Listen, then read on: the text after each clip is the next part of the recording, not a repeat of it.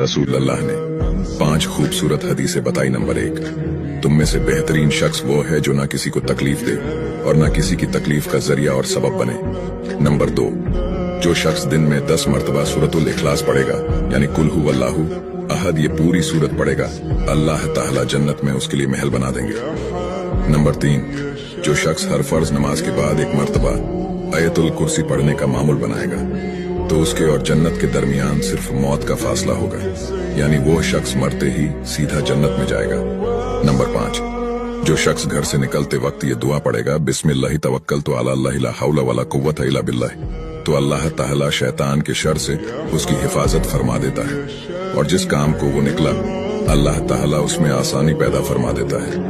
Number 5, रसूल अल्लाह ने फरमाया, वो शख्स हरा भरा रहे, हंसता खेलता रहे, जो शख्स मेरी हदीस सुने उसको महफूज रखे और उसको दूसरों तक पहुंचाए।